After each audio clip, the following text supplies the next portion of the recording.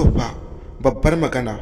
Mai sauraro ku tsaya ku saurari abin da yake faruwa tsakanin ƙasar Iran din da kuma ƙasar Amerika din. Bayan shirin da ƙasar Amerika ta yi sakin wasu guggan makamai wayanda ake bayyana cewa dai idan aka saki zai iya tarwatsa abin da ke sararin samaniya. Amma mai sauraro kafin mu sama wannan bidiyo idan ya kasance wannan shine farkon isowar ka a cikin wannan channel tamu na farko da kada ka manta ka daure ka dangwala mana alamar subscribing kamar haka. Kana ka dangwala mana ƙararrawar sanarwa domin ta haka ne za ka iya samun sabbin bidiyoyin namu da zarar mun dora. Ga dai cikakkun bidiyon ka saurara.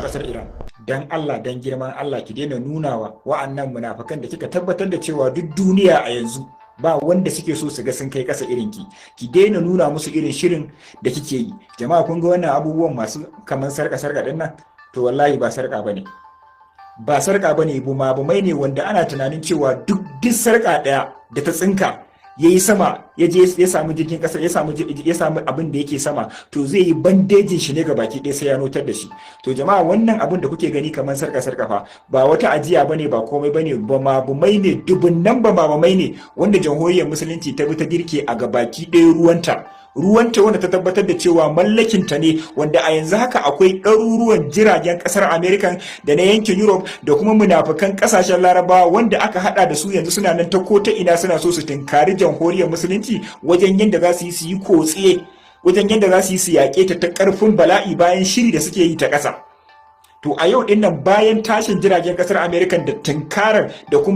tunkarar jamhuriyar musulunci musamman bakin ruwan Hormuz wanda ana tunanin cewa za su yi amfani da ta ruwa da ta ƙasa da ta jirgi ne domin tunkarar wannan yar kankanuwar kasar wanda ta tsaya wa Allah kuma Allah ya tsaya mata. Kwatsam sai aka hango kasar Amerika, aka hango jamhuriyar musulunci bayan ta tayar da manya-manyan jiragenta wanda ba su da irinsu, ya fi Somalit. Jirgi ne wanda kasar Amerika wadda jamhuriyar musulunci ta kera shi wanda yake tafiya a ƙarƙashin ruwa ba fa irin nasu ba. Somali fa ba fa irin nasu ba. Wannan jirgi ne mai suna Gadir da kuma Fata wanda ana tunanin cewa a inda yake a tsaye zai iya tunkarar wata kasar ko kuma zai iya tunkarar wata kasar a cikin ruwa ya tunkari jirgi ya fasa shi, kuma zai iya tunkarar wata kasar ya fito da makaminsu ya tunkari wata kasa. Bayan sai ta wannan manya-manyan jiragen nata wato Gadir da kuma Fata wanda ta notar da su a dukkan bangaren ta tabbatar da cewa mallakinta ne, kwatsam kuma sai ta nuno wannan hoton. Wannan hoton jamhuriyar musulunci tana shaida wa makiya cewa duk jirgin da ya yunkura ya shiga yankin ta fa ko da bata yi amfani da makami ta harbe shi ba, ko kuma bata yi amfani da wa'annan manya-manyan jiragen NATO wanda ta fitar da su yau kuma suka fara yawo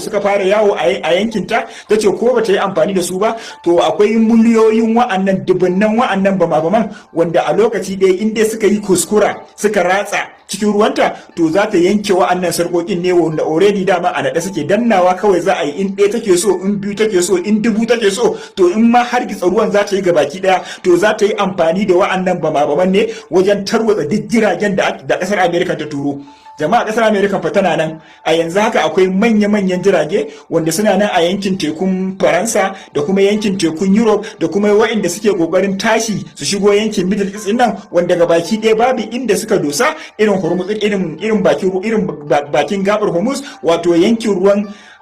Iran da kuma sauran kasashe inda daidai shirin da suke yi jamhuriyar musulunci ta fitar musu da wannan hoton. To ni a roƙona anan tunda an tabbatar da cewa faɗan yinsa za a yi, ba za su haƙura ba, dole ne sai sun yi. Dan Allah jamhuriyar musulunci ki daina nuna musu, mu dai mun san da cewa Allah yana bayan ki kuma muna yi miki addu'a, kuma bi iznillah in duk duniyar nan za su taru bi iznillah ba za a samu nasara akan ki ba. Duk da dai mun san da cewa adalci ne, ba kya so su shiga cikin wata masifa ne, su miƙa wuya a zauna lafiya, a yi adalci kowa ya ci gashin kansa a duniya, shi yasa kike ta nuna musu irin wannan abubuwan dan su duda. Amma mun tabbatar da cewa sun riga sun tsuna, ba za su taɓa su duda ba, ba za su taɓa kaskantar da kansu ba. Dole ba abin da ya cancanta da su irin mutuwa, ba abin da ya cancanta da su irin a shafe su a doron ƙasa. Kuma ko da kin ce kin yadda da cewa ke kin haƙura ba za ki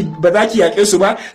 ko da sun kin nuna musu komai naki, to ki tabbatar da cewa fa sai fa sun gwada. Saboda haka a daina nuna musu irin wannan abubuwan, ya isa. Cikin satin nan sai ruguza musu budget din su kike yi, sai hargitsa musu tunanin su kike yi, su kuma kullun ƙara shiri suke yi, kullun ƙara fitowa suke yi. To dai ga wani sabon abin da jamhuriyar musulunci ta fitar musu da shi a yau, wanda suna tunanin cewa ana tunanin cewa duk ɗaya idan ta saka sai komin girman jirgi in dai yayi sama ya tafi to sai ta tarwatsa wannan jirgin. To ga baki ɗaya shafin zagayen ruwanta haka yake. Saboda haka ci gaba da addu'a jama'a, komai dai yana iya wakana a cikin 'yan satuttukan nan. Allah ya ɗaukaka musulunci, ya gaskantar da kafirci, ya haɗa kawunan kan musulman duniya ga baki ɗaya, ya nuna mana munafukan musulmai.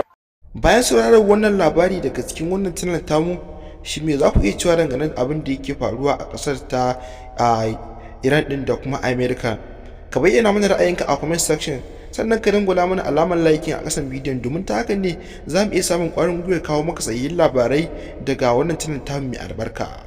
Mai sauraro muna ƙara tuna ma idan wannan ne farkon isowarka a cikin wannan channel tamu na farko, da kada ka manta ka daure ka dangwala mana alamar subscribing, kana ka dangwala mana alamar ƙararrawar sanarwa, domin ta haka ne za ka iya samun sabbin bidiyon namu da zarar mun ɗora. Mun gode.